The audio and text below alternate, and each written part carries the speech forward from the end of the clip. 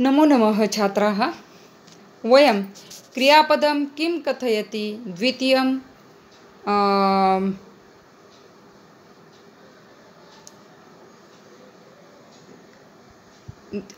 तस्य विषये पठामः। अत्र एका तालिका अस्ति, पश्यन्तु। बघा, इथे ही तालिका दिसते। या तालिकेमध्ये गणयति, सूचयते, कथयति, धारयति, पूज्यते, ताडयते, घोषयते, चोरयति, क्षालयति।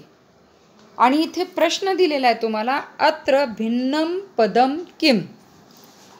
आता भिन्न पद आहे म्हणूनच प्रश्न विचारला आहे, बरोबर आहे।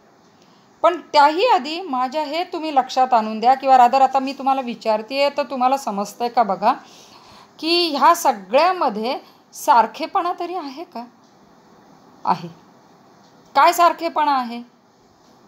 तर बघा, हे सर्व धातू 10व्या गणाचे आहेत। कितव्या गणाचे आहेत? 10व्या गणाचे। आता गणयति, सूचयते, कथयति, धारयति वगैरे या सगळ्यांवरनं तुमच्या लक्षात येतं, परंतु तुमच्या हे लक्षात येतंय का की हा पूज्यते, पूज्य धातू 10व्या गणाचा तर तुम्हाला सगळ्यांना फारच छान माहिती आहे।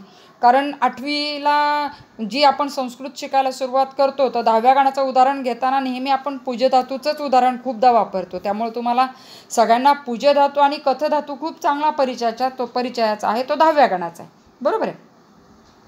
मग तो जर 10व्या गणाचा आहे तर त्याचं पूजयति असं रूप नाही आहे। जर तो परस्मय पदाचा आहे किंवा तो आत्मनेय पदाचा असेल तर पूजयते असं सुद्धा रूप नाही आहे। मग त्याचं रूप काय आहे? पूज्यते। म्हणजेच या सगळ्यांमध्ये तुम्ही निश्चितपणे गेस करू शकता, तुम्ही निश्चितपणे अंदाज लावू शकता की वेगळं पद, भिन्नं पदम किम अस्ति? किम अस्ति भिन्नं पदम? पूज्यते, बरोबर आहे। मग आता याच्यातून आपल्याला काय शिकायचं आहे हे तर शीर्षक आपल्याला माहिती आहे, बघूयात, पुढे सरकूयात। बघा, क्रियापदानी वाक्ये अन्विष्यत। क्रियापदानी वाक्ये अन्विष्यत, कळाला का अर्थ? वाक्ये क्रियापदानी अन्विष्यत, आता कळाला का? वाक्ये क्रियापदानी अन्विष्यत म्हणजे या वाक्यांमध्ये तुम्हाला क्रियापद अन्विष्यत म्हणजे शोधायचे। बघा, मग आता मी वाक्य वाचते। अहम वाक्यानि पठामि। सुवर्णम सर्वश्रेष्ठम गण्यते, सौजन्यम श्रेष्ठम उच्यते, चित्रे नदी दृश्यते। या वाक्यांमध्ये क्रियापद कोणती आहेत? तर क्रियापद ओळखण्याचा खूप सोपा उपाय संस्कृतमध्ये आहे। आपल्याला लकारचे क्रियापद, लकारचे प्रत्यय माहिती आहेत, त्यामुळे ते आत्मनेय पदाचा लकार माहिती की नाही आपल्याला, लट लकार। त्यामुळे क्रियापद कोणते आहेत? गण्यते, उच्यते, दृश्यते, बरोबर बरोबर। आता पुढचं काय आहे? एतेषां समानता का? का समानता अस्ति अत्र? पश्यन्तु, अत्र सर्वत्र ते इति प्रत्ययम अस्ति। काय प्रत्यय आहे सगळीकडे? ते। अजून काय साम्य आहे त्याच्यामध्ये? बघा बरं, तुमच्या लक्षात येतंय का? गण्यते, उच्यते, दृश्यते। आपण इथे लिहूयात का? गण्यते, उच्यते आणि काय? दृश्यते। बघा बरं, आता हा ते तर सारखेपणा आहेच आहे म्हटलं मगाशी। ते गण्य, उच्च, दृश्य जोडाक्षर येत आहे का इथे? येस, इथे जोडाक्षर आलेलं आहे। या जोडाक्षरामध्ये तुम्हाला य लावलेला दिसतोय सगळीकडं। हा सारखेपणा मानूयात का आपण? अर्थातच हा त्याच्यातला सारखेपणा आहे, समानता आहे। मग आता काय समानता झाली? तर प्रत्यय बघा, हा ते प्रत्यय सारखा आहे, बरोबर आहे। त्यानंतर सगळीकडं तुम्हाला मध्ये य लागलेला दिसतो, हाही सारखेपणा आहे। अजून इथे काहीतरी एक प्रश्न दिलेला आहे बघा, मूल धातुहु अधिक। मग आता मूल धातुहु अधिक काय दिसतंय तुम्हाला? गण्य, श्रेष्ठ, उच्यते आणि दृश्यते। मूल धातुहु अधिक यस म्हणूयात का? मग आपण मगाशी चर्चा केली तसा हो, म्हणजे प्रत्यात सगळीकडे आहेत ते आणि मूल धातूला लागलाय अधिक य. बरोबर आहे. गण्यते, उच्यते, दृश्यते. मगाशी आपण उदाहरण बघितलं का नाही, पूज्यते, तसंच आहे बघा. आता पुढे बघूयात. बघा, एतानी वाक्यानि पठत. अहम प्रथमं वाक्यानि पठामि. पश्यन्तु. रामेण ग्रंथः पठ्यते. रामेण ग्रंथौ पठ्येते. रामेण ग्रंथाः पठ्यन्ते. रामेण अहं दृश्ये. रामेण आवां दृश्यावहे. रामेण वयं दृश्यामहे. काय सांगायचं याच्यातून? आधी इथे काय दिले ते वाचूयात आणि मग मी सांगते. बघा, एतेषु वाक्येषु क्रियापदं कर्मपदस्य पुरुषं वचनं च अनुसरति. यदि कर्मपदं परिवर्तते तर्हि क्रियापदमपि परिवर्तते. अतः कर्मप्रधानानि वाक्यानि इमानि. कळलं का काही काय सांगितले ते? कर्मप्रधानानि वाक्यानि इमानि म्हणजे काय? तर ही कर्मप्रधान वाक्ये आहेत. कर्मप्रधान वाक्य आहेत म्हणजे काय? तर कर्म याच्यामध्ये महत्त्वाचं आहे. Object is important, not subject, but object is important. कळतंय? अत्र कर्म महत्त्वपूर्णमस्ति कर्ता न. म्हणजेच काय आहे? तुमच्या लक्षात आलं का? तुम्ही मराठीमध्ये शिकलात.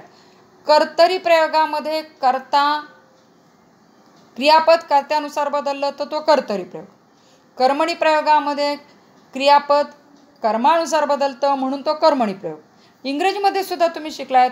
आय लाईक अ मँगो, कर्तरी प्रयोग. बरोबर आहे. But a mango is liked by me. काय महत्त्वाचं आहे? Mango object, passive voice. आठवतंय? मुद्दा म्हणून तुम्हाला मी इंग्रजीचं मराठीचं उदाहरण दिलं कारण तुम्हाला ऑलरेडी ते माहिती आहे. म्हणजेच काय महत्त्वाचं आहे? तर कर्म महत्त्वाचं आहे. येते लक्षात? म्हणजे तुमच्या लक्षात निश्चितपणे आलं असेल विद्यार्थी मित्रांनो की आपल्याला कर्मणी प्रयोगाकडे आपण चाललेलो आहोत. आपण कर्मणी प्रयोगाची वाक्य बघत आहोत. येते लक्षात? मग कर्मणी प्रयोगात जर कर्म महत्त्वाचं आहे तर बघा ना, मग आता रामेण ग्रंथः पठ्यते याचा अर्थ कळतोय का तुम्हाला? राम ग्रंथ वाचतो. पण मग राम ग्रंथ वाचतो असं म्हटलं तर तो कर्तरी प्रयोग झाला. काय झालं त्याचं? रामः ग्रंथः पठति. बरोबर आहे. रामः ग्रंथः पठति. मग रामेण ग्रंथः पठ्यते. मग हा पण जर राम ग्रंथ वाचतो असा अर्थ असेल तर या दोन्हीमध्ये फरक काय? तर फरक आहे. हा राम ग्रंथ वाचतो, इथं राम महत्त्वाचा आहे, कर्ता महत्त्वाचा आहे. आणि रामेण ग्रंथः पठ्यते, रामाकडून बाय राम. येते लक्षात? पॅसिव्ह रचना कशी असते? बाय राम. तशी रामेण ग्रंथः पठ्यते म्हणजे रामाकडून ग्रंथ वाचला जातो. येते लक्षात? कळतंय? दुसरं उदाहरण बघा. रामेण ग्रंथौ पठ्येते म्हणजे रामाकडून 2 ग्रंथ वाचले जातात. ग्रंथौ 2 देवौ. तिसरं रामेण ग्रंथाः पठ्यन्ते रामाकडून अनेक ग्रंथ वाचले जातात. बघा, 1 ग्रंथ वाचला जातो, 2 ग्रंथ वाचले जातात, अनेक ग्रंथ वाचले जातात. कळतंय? पुढचं उदाहरण पहा. रामेण अहम दृश्ये म्हणजे रामाकडून मला पाहिलं जाते. म्हणजेच राम मला पाहतो. आपण मराठीमध्ये म्हणत नाही ना असं की रामाकडून मला पाहिलं जातंय बरं का, लक्ष द्या, असं म्हणतो का आपण? नाही, राम मला पाहतोय. त्यामुळे भाषेमधला फरक आहे हा विद्यार्थी मित्रांनो. पण आपण समजण्यासाठी म्हणून मुद्दामून असं वाक्यरचना करूयात काही काळापुरती. रामेण अहम दृश्ये म्हणजे काय? रामाकडून मला पाहिलं जातंय. रामेण आवाम दृश्यावहे रामाकडून आम्हा दोघांना पाहिलं जातंय. आणि रामेण वयम दृश्यामहे रामाकडून आम्हाला सगळ्यांना बघितलं जातंय. येते लक्षात? या पद्धतीने. मग तुमच्या हे लक्षात येतंय का? बघा, तुमच्या हे लक्षात येतं आहे का की इथं सगळीकडं करता बघा, रामेण रामेण रामेण रामेण रामेण सगळीकडं सारखाच करताय, कारण करता महत्त्वपूर्णच नाही आहे, त्यामुळे सगळीकडं करता एकसारखा आहे आणि आहे तो तृतीय येते रामेण देवेनसारखा. पण इथं बघा ना, कर्म ग्रंथ एकवचन, ग्रंथौ द्विवचन, ग्रंथाः बहुवचन. मग ते जर एकवचन आहे तर इथं पठ्यते आलं, इथं द्विवचन पठ्यते झालं, इथं पठ्यन्ते बहुवचन झालं.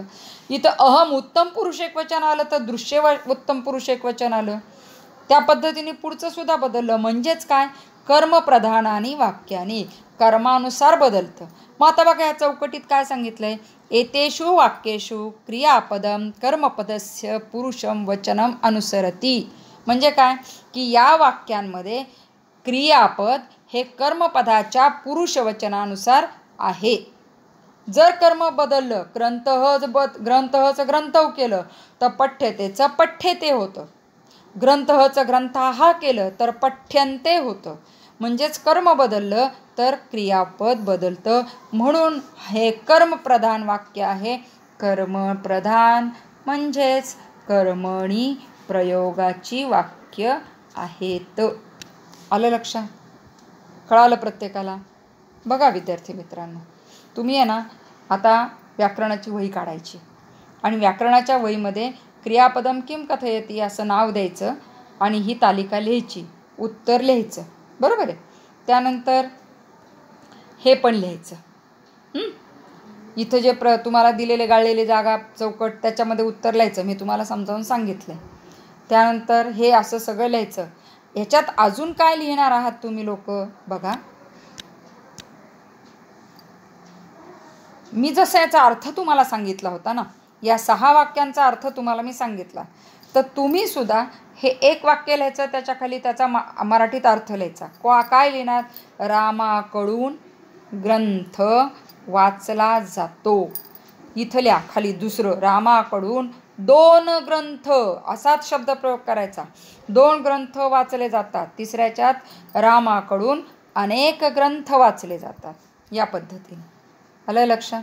आणि हे सगळं असं लिहायचं आणि 2 दिवस हे सातत्याने वाचायचं सगळं लिहिलेलं. आलं लक्षात? कारण आपण कर्मणी प्रयोग शिकणार आहोत.